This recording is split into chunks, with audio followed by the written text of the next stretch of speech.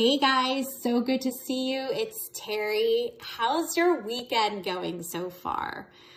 Mine is going great. I had a really big epiphany that I thought I would share with you in case anybody is also struggling with the ups and downs of the emotional roller coaster that a lot of us are experiencing during this quarantine.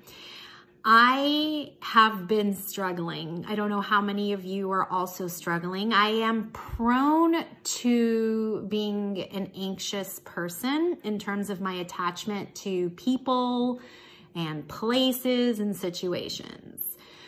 And I have been learning to become more secure in my attachments as I practice in various situations. Yes. Well, this is a situation full of lessons. Yes, yes. I was watching Create the Love, his account here on Instagram. It's Mark Groves. He's a relationship guy. And I love what he was explaining about the attachment of people who are anxious or avoidant during the quarantine.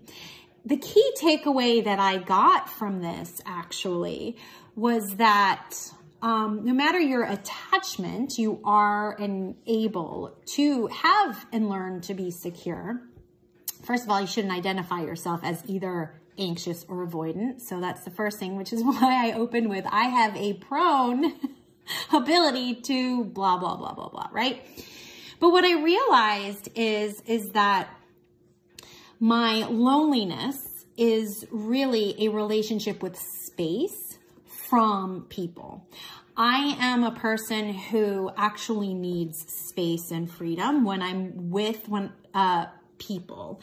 So when I travel with someone or I am involved in a relationship, like a romantic relationship, I still need space. So I'm not completely codependent, right?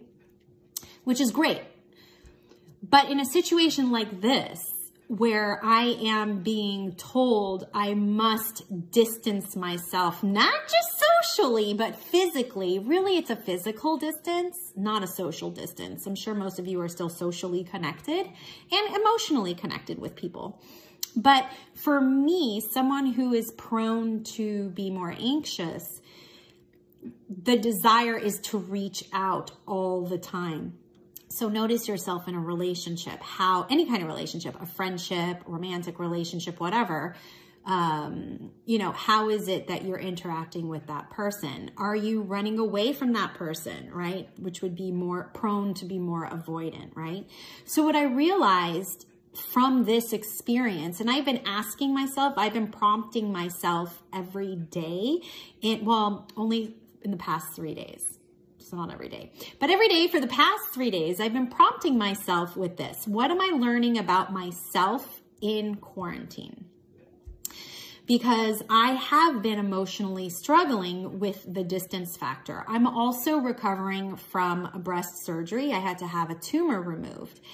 And I have been forced to be extremely independent and to do everything on my own, the little things, because I need, in order for the actual help that I do need, and I've been offered so much help from so many wonderful people, which has been amazing, and I'm so grateful for that.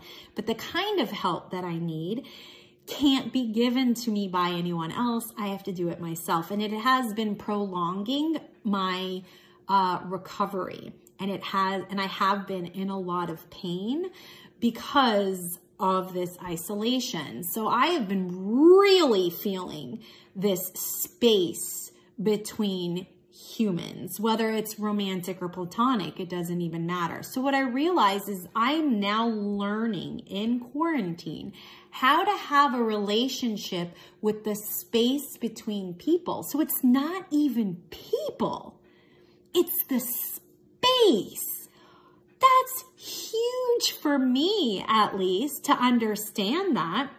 And once I got that and it clicked in my head, I was able to actually go back to relationships, romantic relationships, and see what my patterns and my programming have been.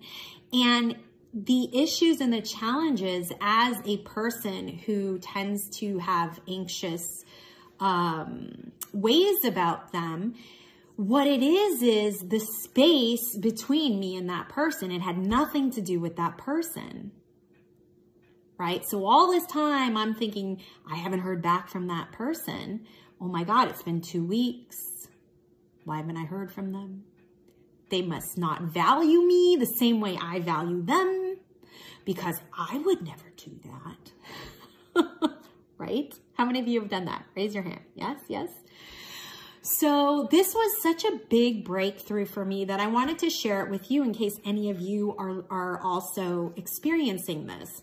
What we're learning how to do, or one of the things that we're learning how to do, whether you're avoidant, whether you avoid relationships, or I shouldn't say relationships, but the connection, the space between them, or whether you tend to be more anxious and needing them, it's not necessarily the person. It is the space between the person. So what can you learn about yourself in this period of time with the space, with your relationship to the space between other people? Some of you are actually quarantined with other people. So you're learning there's not enough space, right? So how can you give yourself, or how can you teach yourself to be okay with the amount of space that you do have, right? And if you're quarantined alone, like me, it's how do I learn how to deal with and manage and regulate my emotions in that period of having too much space. I've been able to play a little mind game with myself because I like to do stuff like that, right? So the quantum field, okay, is all about having so much space that there is no time, which means all possibilities and potentials, all timelines, and all dimensions are right here, right now in one, okay? So I've been able to play a little mind game with myself that I am currently living in the quantum field where I have so much space right now. So I can learn how to embrace the space. If any of you guys want to make a bumper sticker about that, you totally can. Embrace the space. So I've been able to play a mind game with myself that I am living in a time period right now where I have so much space that all possibilities are open for me. I am in the place, the area where I can create any manifestation that I want. And what that did for me was it gave me a sense of power instead of victimization. And I'll be completely transparent with you. I have been throwing a pity party of one since the day I went into surgery, because this has been such a lonely journey of pain and needing help from other people, like really needing help from other people, and other people offering help, but me not being able to receive it, not because I don't feel worthy enough, but because the kind of help that I need, I can't have right now in isolation. So I have really had to learn how to manage and regulate my emotions in this time of space. This epiphany came to me about 3 days ago. And ever since then, I've had a huge release of pressure in my body from my breast. That was the first place that I did feel the physical thought process that was released. I don't know if I'm even saying that right, but I first felt this physically in my breast and then in my body. And then emotionally and mentally equally, I have been able to relax. And then from there, spiritually, I was finally able to get into my meditations and surrender and release. Because I was still meditating every day, even though my monkey mind was going. Because I knew that at some point it would break. So even though it wasn't the best meditation, I still stuck to it with commitment. And it finally broke. So I just wanted to share this with you in case any of you are experiencing the same thing, and maybe like my reframe and my state of mind and the mind game that I'm playing with myself could help any of you guys, all right? What am I always saying to you? Stay connected. Stay connected to your friends and family. Stay connected to yourself. And of course, you can stay connected to me. And I'll see ya on the flip side.